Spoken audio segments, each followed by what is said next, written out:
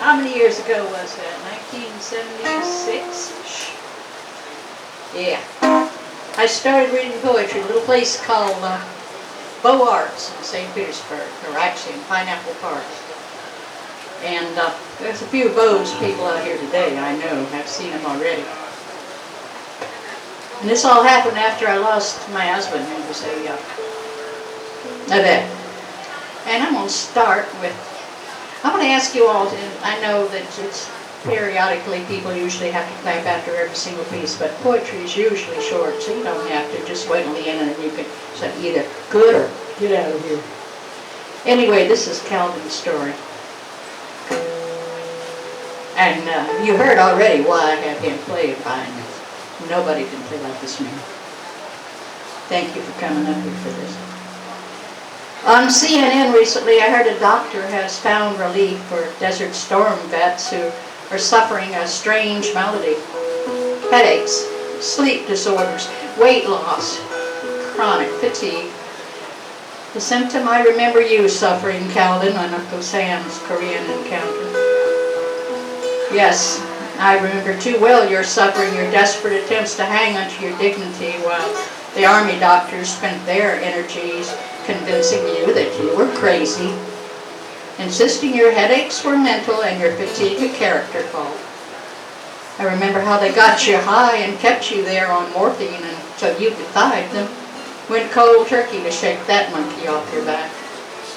Next they introduced you to Demerol, but again you fought back. So they substituted their latest wonder drug, Talwin, assuring you it was not addictive.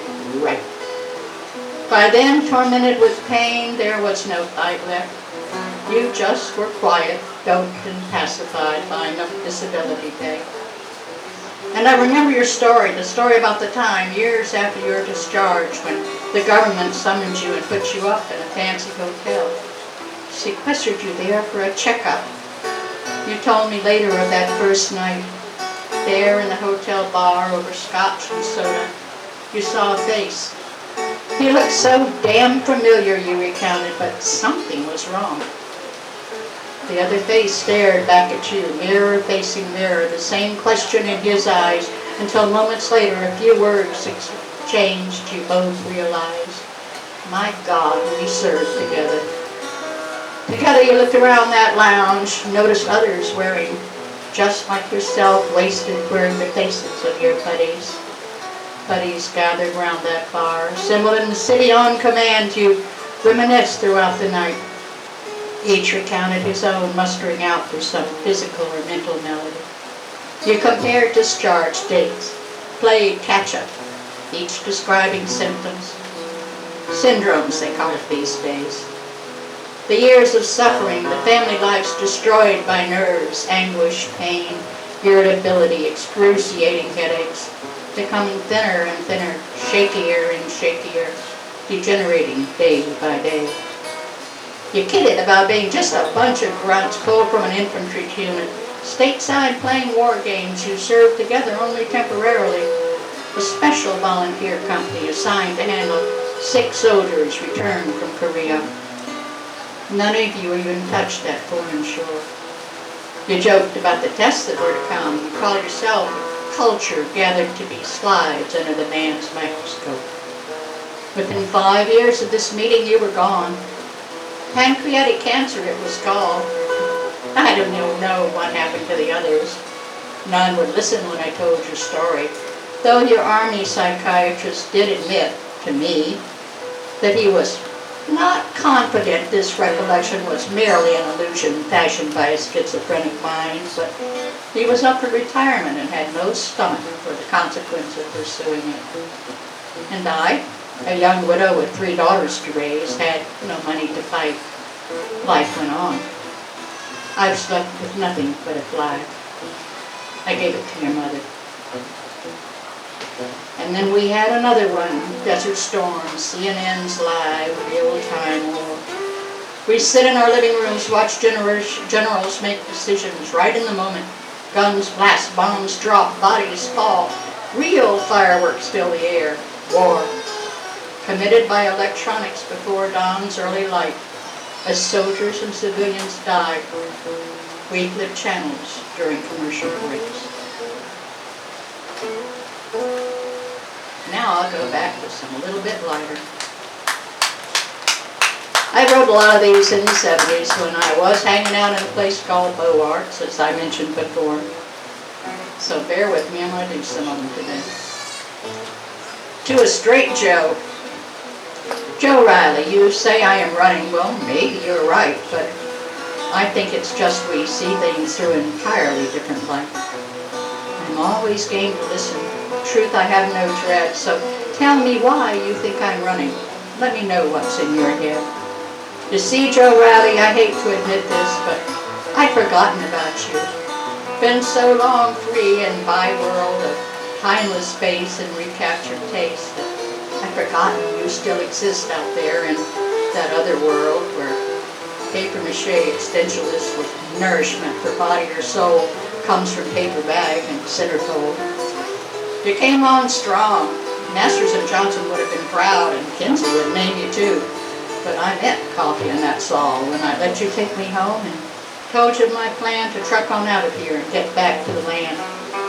You called it running, so I made coffee and listened. Really tried to see it as you do. But I find those structures you have built entirely too restricting to my view. You see, to me your security is a suffocating box, a face, a clock, timing every word, move, dream. I do not call it living, that assiduous moving like ants down there in the sand, busy, busy, busy, just working for the man. For today makes more sense than retirement pay, and love is more than a tussle on the bucket spade. I want my future filled with open space. I really am sorry, Joe Riley, that your world has made you lonely, but my love is free when I decide, and today I'm just gonna say thank you for the ride. And wave as you continue on round that track you pace. You see, I think that it is you who runs an Algernon in Charlie's little race. Had my morning coffee on McMuffin morning with Ronald and his friends. That is one of the blessings of not having to fix breakfast before he goes to work. No smells of bacon frying or coffee cooking or dishes to wash when you're done. Today it was cheese Danish, drinking coffee out of paper cups and watching all the other early morning people. There in the corner, smart and gray, businessman marks his day with red circles on newsprint, while bank lady, pert and green, glances in the mirror to green, checks her balance. And a pair of mellow freaks mollify their early morning munchies with McMuffins. Stepping old bitch. Here in this den, Harry Holler, you would feel at home amidst the books and clippings. Dylan languishes with the doors there against the Bard's collection, while straw flowers and cracked vase share dusty veils with Dostoevsky. And o'er all in mass profusion, scattered stages, tied pages, papers of this poet courtesan's confusion. I sit in my chair entrapped, hands obedient to lettered keys. I pray for release from this relentless driving, the constant pacing, this roaming of the steps through these two worlds of poetry and prose that I call existent. Ponder, will I ever find the open door to love, or is it for eternity the plight of this stiff-and little bitch to grope between the sense and nonsense of an incongruous world?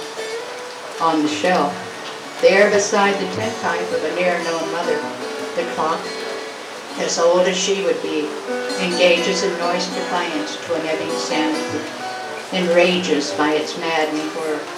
It grinds away at time with the lawnmower's tiresome drone, cutting its way through yet another today. And now the little hand just past the 50, the big one fast approaching 12 o'clock. The tired Hermine stares through dirty windows, wonders where the next trick, or rather, why the game, lights the twist end of suicidal hint. Stevenson's Creek. Florida's got some pretty little places if you just get out there and look for them. At sunset, I took myself down to the bay, down to where if I'd been a good girl that day, my daddy would let me go fishing with him at eventide. Perched on the bow of that weathered skiff, I was queen of the sea, and he my willing oarsman. Sometimes I would leave the boat to scamper on the sandy banks, chasing fiddler crabs and gabbing with pelicans. And as Dad would lay the net, I might secretly pray that Mr. Mullet would escape just one more day. Today, as I look upon this spot where once meadow fed among the mangrove root, and seabirds whispered tales of pirates and treasures golden, today I see only muddy silt and an old lute from its mate parted, beside a tire and a hobby horse, dream of some other child discarded. This one's from a daddy to Bogey. My father died of a broken heart. He was a prophet. He told me so. He could speak in tongues, but no one would listen. His truths were too hard to take, so they locked him up to keep him quiet in the night. This worn fisherman in his vision saw the end to come, the world's fall.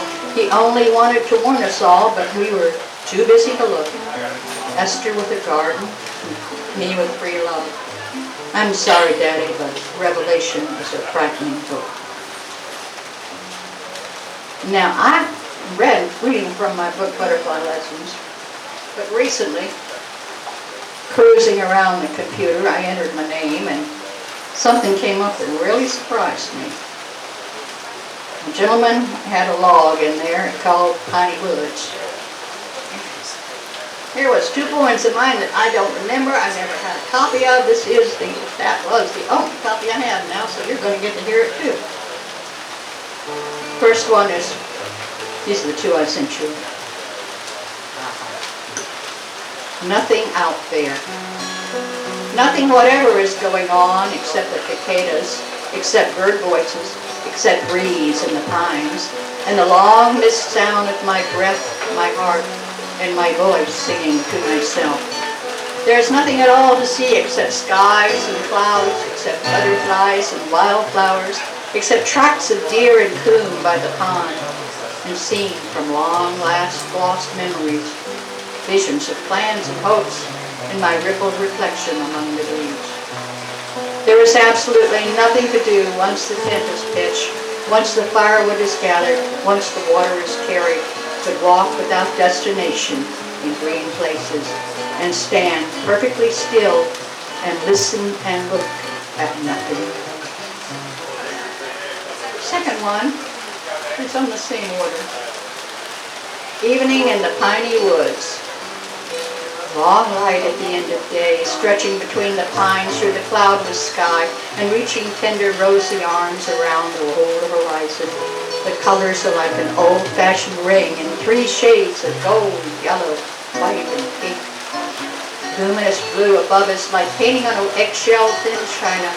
Chuck Will's widow calls in summer's last cicadas choir, and I'm suspended like a prehistoric insect in this amber light.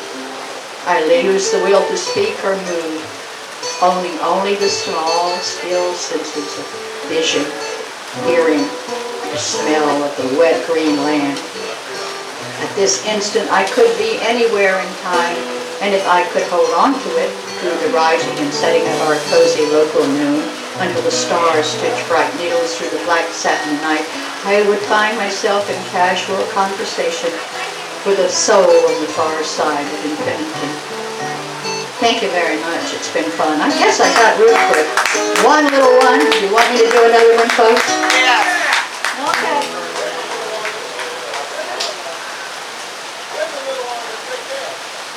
This one's one of my favorites. I have a picture at home, but I should have wrote it here. Lighthouse Mistress. A specter. She lives in the crumbling walls, paces the desolate beach, reliving yesterday as the wife of the lighthouse keep. I hear her voice wailing on the wind at the sight of what once had been such a magnificent light, bright as the smile of her husband's pride, a healer pain. As she faces the tower's defeat, vandalized brick by brick, the once mighty tower vilified, Her home was shambled beneath its feet. She tells of how, while he tended the light, she would wait, scrub the floors, prepare his plate, carry it up that spiral case so steep. Ever patient, proud, she was the wife of a lighthouse keep. Sometimes she would trim the wicks as he filled the oil, turn the limbs that kept that beacon shining o'er the sea, bringing lost sailors home to safety. Yes, she says, I lived a lonely life, here at the edge of the sea, my castle, a simple cottage with a towering light-filled eye. But this sandy domain was a magical place, a world all her own, where shore and sand met the sky. And I never complained, though long was each night as he watched toward that storming foam. For I knew he was carrying some other mother's son safely home. Today, a specter, she lives in the crumbling walls, paces the desolate beach, reliving yesterday as wife of the lighthouse keep. Listen, you can hear her voice wailing on the wind at the sight of what once had been such a magnificent life, bright as a smile of her husband's pride. Thank you very much, everybody.